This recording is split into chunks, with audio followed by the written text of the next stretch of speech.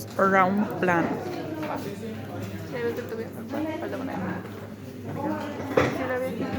¿Y cuánto? Pero ya desde ya por eso, ¿no? Tienes pago para idea de la relación entre las vanguardias artísticas y la arquitectura. Es el caso que somos bastante media hora En el caso del movimiento, se va a llamar futurismo italiano, va a buscar sus expresiones artísticas, la mayoría de ellos van a empezar a buscar sus expresiones artísticas por la figura abstracta, por la abstracción en la pintura, por la libertad de la composición formal, pero a partir de las formas abstractas, del uso de colores saturados y demás. Y dentro de este futurismo italiano, que si bien tuvo mucha implicancia en la pintura, tuvo muchísimo impacto en la literatura no llegó a materializarse, ¿sí? Pero tuvo un exponente que principalmente indagó a partir de la modernización formal. El personaje se llama Antonio Santelia, él es arquitecto y en realidad también solamente haya podido dejarnos proyectos, tiene que ver con que Santelia se enrola voluntariamente en la Primera Guerra Mundial y fallece en combate. Entonces, fallece muy joven, fallece entonces dentro de la Primera Guerra Mundial, y entonces de él solamente vamos a tener esto. ¿Por qué les puse esto? Porque le escribí un manifiesto de arquitectura futurista. Entonces también es importante ver cómo muchos de estos movimientos, la intención o la voluntad era ir dejando sus ideas por escrito. Cuando les mostré recién la Asociación Vienesa, esa revista, esa publicación que se llama Versacrum, también en muchos números se expusieron ideas teóricas del movimiento. Entonces, ¿por qué me interesa que lo tengan a esto? Más allá de que no hace falta que lo leamos ahora todo completo, porque cuando estén haciendo lo que van a hacer con el texto de los, por ahí los puede ayudar. ¿Cómo empieza el manifiesto? Hemos de abolir lo decorativo. ¿Sí? Ahí ya se paró. Hemos de abolir lo decorativo. Entonces, que la decoración, como algo sobrepuesto a la arquitectura, es un absurdo y que solamente el uso y disposición original del material crudo o desnudo o violentamente coloreado depende del valor decorativo de la arquitectura futurista. ¿Sí? Entonces hay como una sintonía en este momento, aunque no todos estén juntos, están pensando más o menos lo mismo. Por eso también hablamos de la formación de la modernidad, porque hay un grupo de gente que de distintos espacios o de distintos lugares está en sintonía pensando más o menos lo mismo. Estas son las propuestas de Adolf Loos, de Santelia. Principalmente la primera es una vivienda colectiva, o tiene la intención de proyectar una vivienda colectiva. Pero en esta otra obra está pensando en una tipología específica y está generando una planta industrial para una central de energía hidroeléctrica. ¿Se acuerdan que en la propuesta de Tony Garnier para la ciudad industrial también hablaba de la posibilidad de la energía hidroeléctrica? Entonces también hay como una búsqueda de energías, fíjense lo temprano, como de energías más limpias. Hasta toda la revolución industrial había pasado por la energía del carbón, la energía del vapor. Entonces, ¿cómo están pensando o están buscando, aunque todavía desde la utopía o desde un pensamiento teórico, en energías más renovables? Estamos a principios del siglo recién, ¿no? Eso es lo único que les voy a mostrar del futurismo italiano, aunque después veremos algunas consecuencias. Hay otro movimiento que se llama la secesión de Múnich, que después va a derivar de alguna manera o va a tener mucho más desarrollo en otros movimientos, se los muestro ahora a continuación de este, que es el expresionismo alemán, pero la secesión de Múnich es prácticamente contemporánea a la secesión vienesa, y el lugar de las búsquedas de la secesión vienesa, que era romper absolutamente con el arte tal cual lo tenía en el siglo XIX, la secesión de Múnich, miren, las representaciones, principalmente la primera y la última, tienen como una vuelta al mundo clásico, ¿no? La primera, en una técnica así parecida a la secesión vienesa, con placas de oro y pintura combinada y materiales adosados, una pintura más tipo collage o diferente de la pintura de caballete tradicional de óleo. Quien está representada ahí es una de las diosas del panteón griego, Palas Atenea, ¿sí? La diosa de la sabiduría. Entonces, allí la representación casi que se convierte en un logo de la Asociación de Múnich es la mitología, o está mirando la mitología clásica. Y esta es un afiche de una actividad de la Asociación de Múnich, donde miren de nuevo como la arquitectura neoclásica, la idea y la pintura específicamente tiene como una vuelta también a un nivel de expresionismo casi, ¿no? Donde se va limpiando la pintura de lo tan representativo. Dentro de este movimiento solamente vamos a ver de nuevo modernización formal, y la figura que vamos a ver es Peter Behrens. Peter Behrens, en realidad alemán, había participado en algunos de los movimientos anteriores, había tenido contacto con los otros. Peter Behrens era pintor, o empieza su carrera siendo pintor, y completa su formación como arquitecto y va a ser contratado directamente por una fábrica de turbinas, por AEG, una fábrica de turbinas en Berlín.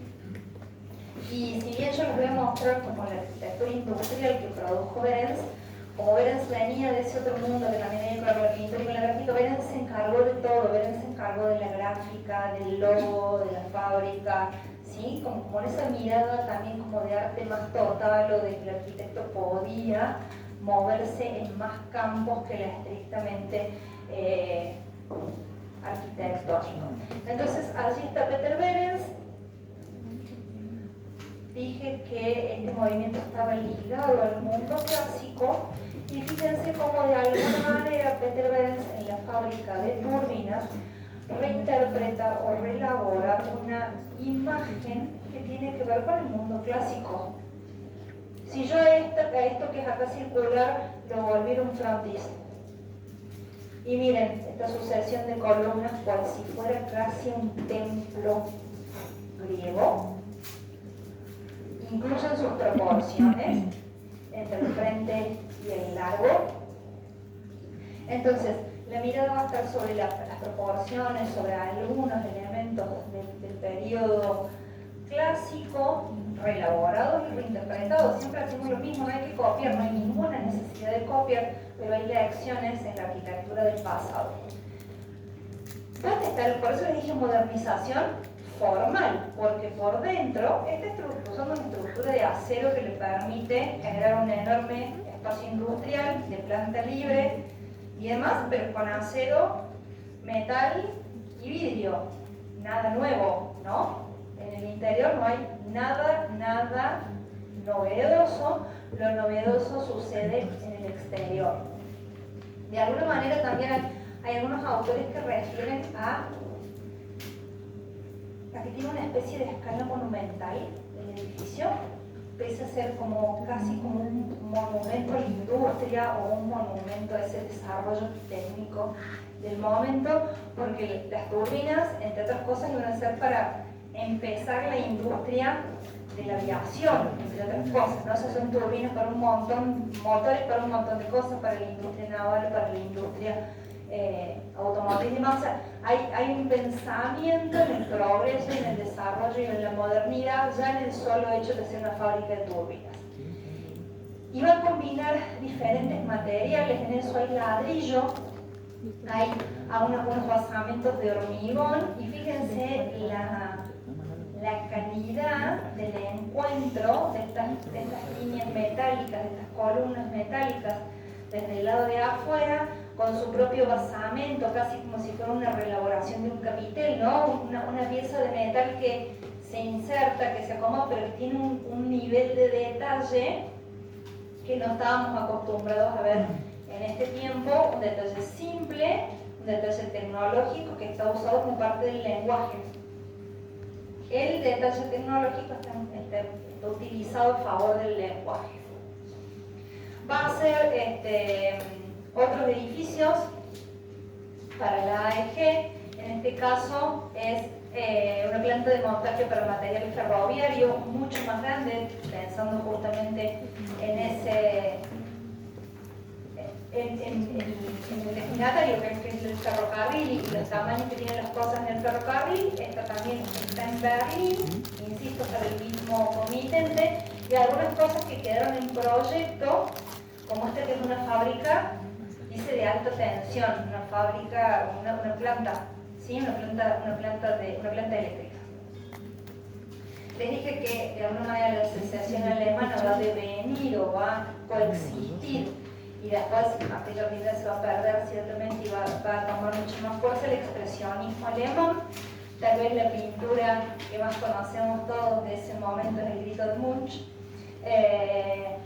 pero que tiene esa cuestión que ya no es tan abstracta como otras pinturas, sino que van a mezclar elementos expresionistas, figurativos, el uso del color y demás, y algunos niveles de abstracción también, como en el segundo cuadro. También va a tener que ver con la modernización formal, y en esta necesidad de esta expresión que vamos a ver, vamos a notar, vamos a destacar principalmente el uso de formas más libres. Mientras los otros estaban empecinados en jugar con formas extremadamente puras, los expresionistas alemanes van a jugar con formas más libres. El primer edificio que les muestro es de Max Berg, tal vez abre la punta de lanza, es un estadio, dice Palacio del Centenario, pero es un estadio deportivo, en donde también hay una modernización, la búsqueda es más apuntada hacia lo formal. Hay un desarrollo técnico, porque este edificio se puede realizar principalmente porque está hecho en hormigón, ¿no? Estas grandes luces circulares, utilizando la lógica de la compresión de la cúpula, con nervios y demás, permite un gran vacío, pero llama más la atención esta cuestión de cómo manipular la estructura para obtener un interés formal. Entonces fíjense que todo el uso de los arcos le va dando al espacio una riqueza formal, que podría ser simplemente un estadio cuadrado rectangular, ¿no? Con un tinglado arriba, y funcionalmente sería lo mismo. Un espacio como una cancha de fútbol grande. En cambio provoca esto, y la intención o la intencionalidad de que el exterior sea un reflejo morfológico de lo que está pasando en el interior, ¿no? Hay una sucesión de cilindros que se van superponiendo e incluso se articulan con estas otras formas también curvas que le van dando un perímetro como polilobulado. La referencia a lo clásico, tal vez heredando eso que decíamos de la asociación de Múnich, casi que la entrada es como si fuera un frontón clásico o un ingreso a un templo clásico. Y aquí, en esta obra de Bruno Taub, de 1914, nada, siempre los pabellones para las exposiciones han dado un espacio de libertad que otras tipologías no lo dan, ¿no? Cuando uno va a una exposición y lo llaman para hacer un stand o un pabellón, no tiene la condicionante funcional, ni la condicionante de decir esto tiene que durar por tanto, ni es un pabellón para una exposición. Entonces, uno de los grandes tópicos que va a traer este expresionismo alemán es el uso del vidrio y la intención de que el cristal desmaterialice el límite de la arquitectura. ¿Por qué les hago como tanto hincapié en esto? Porque un heredero de este pensamiento luego va a ser Mies van der Rohe, que muy jovencito ya participó de este expresionismo alemán. Entonces, él va a ser el mayor heredero de ese pensamiento de la desmaterialización del límite de la arquitectura a través del cristal. Por eso se los hago como un hincapié, ¿no? O sea, o pongo un acento ahí. Y la idea de este edificio, si bien es como un pequeño pabellón, cuando Taut explica el sentido de ese edificio, él lo piensa casi como la cúpula de una catedral, como en realidad lo llama la cúpula de la ciudad, y hace la analogía con la catedral, él lo llama la cúpula de la ciudad en alemán, no me piden que lo repita.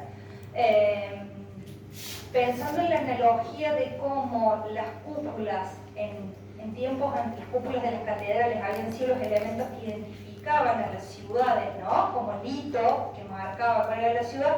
Él piensa que este elemento, que aquí está puesto como un pabellón, podría estar sobre un edificio alto señalando de alguna manera que era el icono de una ciudad. Por eso la cúpula de la ciudad, cuando él lo plantea como un pabellón, no tiene función básicamente, ¿no? ¿Qué le voy a decir? Acá se hacía esto, acá se hacía ello, es un pabellón, pero como pabellón desapareció, pero luego se hizo esta maqueta a partir de los planos de la información porque él lo pensaba con ese vidrio coloreado.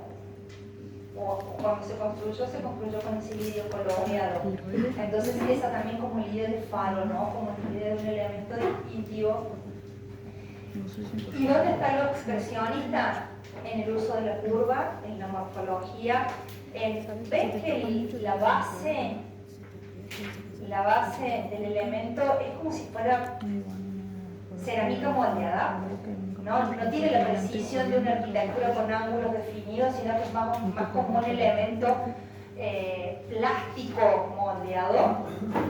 Plástico en el sentido de la plasticidad del arte, no en el sentido de plástico material. Entonces, ven que como este basamento tiene esa cosa como más expresionista, más libre, y luego en la parte superior estaba toda desarrollada en vidrio. En el interior también sigue como esa búsqueda de esa plasticidad, unas formas más libres y al mismo tiempo menos definidas. Arquitectura que se hizo en estos términos y que sí estuvo condicionada por la función, tienen el ejemplo de esta fábrica de productos químicos que hace Hans Polzin, donde también, fíjense, Peter Behrens había hecho una fábrica casi contemporáneamente, y lo de Peter Behrens era una alusión casi a un templo. Y en este caso, este señor, ¿qué está haciendo? Está buscando otra cosa, está buscando otra expresión. Los volúmenes que parecen que uno sale, que el otro se mete, que se adelanta, que detrás. El tipo de aventanamiento por una fábrica, una ventana con arco, ¿no? Está buscando elementos mucho más plásticos formalmente, aunque la función luego lo obligue a esta resolución de gran nave. Pero donde el lenguaje se lo permite, o donde el lugar de la obra se lo permite, consigue este desarrollo. Fíjense que de todas formas hay como toda una búsqueda de articular volúmenes, todo este escalonamiento que es el que ustedes ven por acá y demás. Él está buscando esa expresión plástica a través de incluso de la arquitectura industrial. Es como que en este tiempo la arquitectura industrial, tal vez menos condicionada por la presión social, fue un campo más fértil para la exploración formal, ¿no? Como que en la industria, mientras al industrial el edificio le sirviera, permitía en muchos casos la exploración de los arquitectos. En cambio, en una casa, no, porque no me va a gustar, no, porque no sé qué, no, porque tengo que vivir toda la vida. Entonces, como que la arquitectura industrial en este tiempo fue un gran espacio de exploración. Incluso, ya que vemos, la semana que viene, cuando hablemos de Bauhaus, vamos a empezar con una obra que hace Gropius mientras trabajaba con Peter Behrens, y de ahí la disolución luego para su estudio con Meyer y cómo se transforman en la Bauhaus. Esto, que es una obra del mismo personaje que tenían acá de Hans Polzin, esto demolido, era como un gran teatro para Berlín. No es que demolido, en los bombardeos de Berlín en la Segunda Guerra Mundial, el edificio se perdió y no estuvo la decisión de reconstruirlo como otros muchos edificios de Berlín. Entonces, demolido en tanto fue bombardeado y después se terminó de demoler y ya sí quedó. De la lógica de un teatro, si yo no les mostrara todo esto y les muestro la planta, ustedes podrían creer tranquilamente que es un teatro casi del siglo XIX. Teatro en herradura, escenarios, halls, camarines, viri, o sea, esto no dista demasiado en planta de un teatro tradicional o de un teatro según la vieja tradición académica. Incluso la planta es bastante académica. Pero cuando se pone a hacer los alzados en estas búsquedas expresionistas, miren lo que hace en el interior. Parece como una gruta, como que se esperan cayendo estalactitas, pero goteando dentro de una gruta y formándose estalactitas. O estas otras elementos que son las columnas que están en el hall, en esta parte de acá, esto que estamos viendo en esta parte de acá del edificio, donde tiene como una exploración hacia el mundo egipcio, hacia las formas de las columnas egipcias y demás, o podría ser tranquilamente un elemento floral o qué sé yo qué, ¿no? Unas búsquedas, por eso, expresionistas y plásticas muy libres en el lenguaje, por eso hablamos de modernización formal. Y el que cierra de alguna manera cierra esta etapa, pero es el que vamos a encontrar más adelante en otras obras, es a Mendelssohn, que lo que va a hacer aquí es adentro del campus de una universidad hacer una torre para, y no lo correcto, Einstein. Es solo una S ahí, Einstein, dice Einstein, ¿sí? Corrijan por ti, lo que tiene las cosas es la torre de Einstein. En realidad sería una torre observatorio. Y que si la miramos casi nos podríamos saltar las obritas que les mostré entre medio que tenían que ver con lo industrial o con el teatro, y está muy próximo a la idea de Bruno Taut, ¿no? Cuando hace el pabellón que veíamos primero, el pabellón que tenía la cúpula de cristal, y que también funciona este edificio, no solamente con la idea de observatorio, sino como una especie de faro o como un elemento emblemático tipo hito. Entonces, el edificio simplemente es una torre observatorio, no hay mucho que explicar, parece que emergiera de la misma tierra, del mismo suelo. Fíjense la búsqueda plástica en la definición de los escalones. Ven que no siempre que hacer una escalera quiera, como proyectamos normalmente, fíjense cómo se ponen las escaleras sumamente interesantes. El volumen parece, insisto, emerger, se ingresa por ahí. Entre estos dos niveles aparecen algunos espacios para estudio, discusión y demás, y luego simplemente la torre que permite llegar al lugar donde está la cúpula con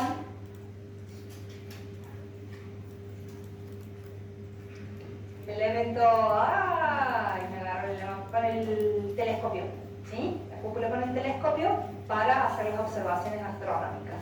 De eso se trata, ahí está la cúpula, allí se abre para que salga el telescopio. Y nada más es eso, solamente la intervención que hace Mendelssohn en este momento de la historia, su primer edificio de alguna manera público tan notorio. Después lo veremos haciendo otras cosas la clase que viene, ya un poco más maduro y ya haciendo cosas con funcionalidades muy precisas. El constructivismo ruso, que no nos dejó tampoco arquitectura, es casi como el futurismo italiano, no dejó obras en este tiempo. El constructivismo ruso prácticamente es el primer movimiento que sale del plano tridimensional en la pintura para empezar a incorporar elementos que sobresalgan de la pintura, que tengan que ver con volúmenes o con cosas que estén adosadas a la pintura, y de esa manera conseguir la tridimensión.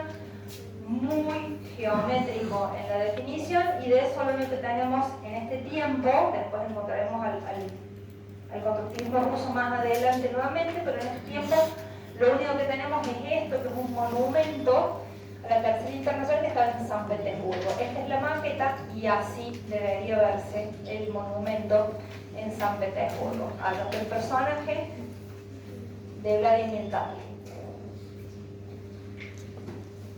El neoplasticismo, que se dio principalmente en el área de los Países Bajos y que llevó por nombre Stig,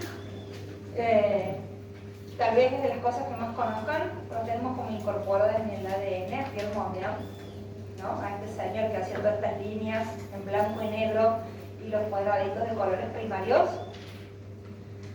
porque sus postulados tenían que ver con eso, con llevar el arte a la mayor abstracción posible, y dentro entonces de su paleta de colores, si me abstraigo, llevo los colores primarios solamente, entonces por eso él va a usar solamente amarillo, rojo y azul, y la definición de los blancos y los negros como única complemento de la paleta para poder definir lo que estaban dibujando, pintando y demás.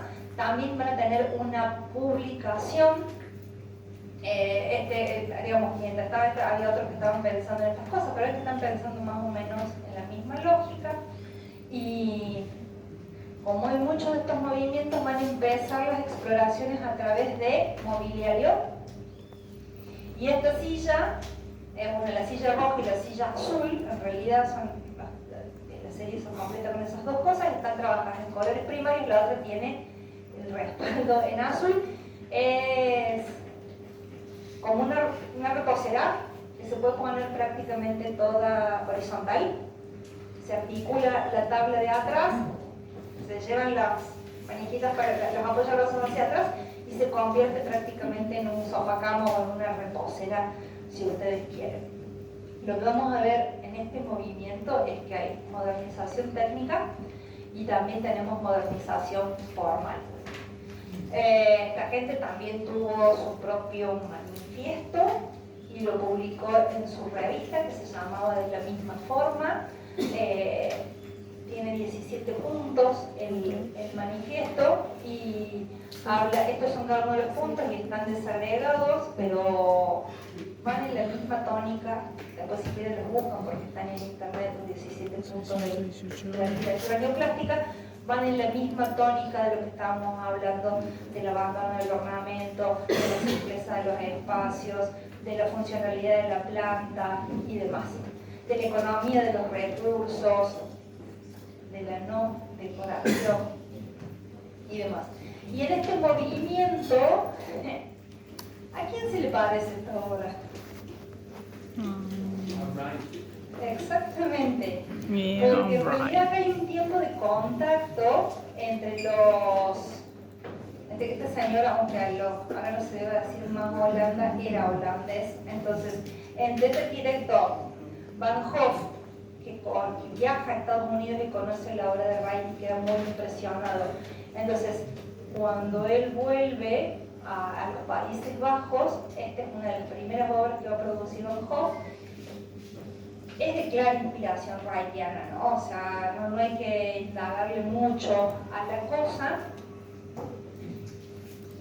Más duro o más estático volumétricamente, ¿no? Con menos articulación de volúmenes que las que se permitía Wright, más simétrico que Wright, por supuesto que sí, pero como cualquiera que reinterpreta, tal vez con mayor articulación espacial, con mayor dilatación espacial, y empezar a buscar esas ideas que tenía Wright sobre la madera y demás, pero aplicadas en lugares más puntuales, no con la misma carga visual que tenía la madera en la obra de Wright. Una madera usada en lugares puntuales para enfatizar ciertas cosas, con el mismo trabajo de artesanía, ¿no? Porque si uno alcanza a ver el trabajo que tiene de banistería, estos elementos que definen el borde de la escalera, definen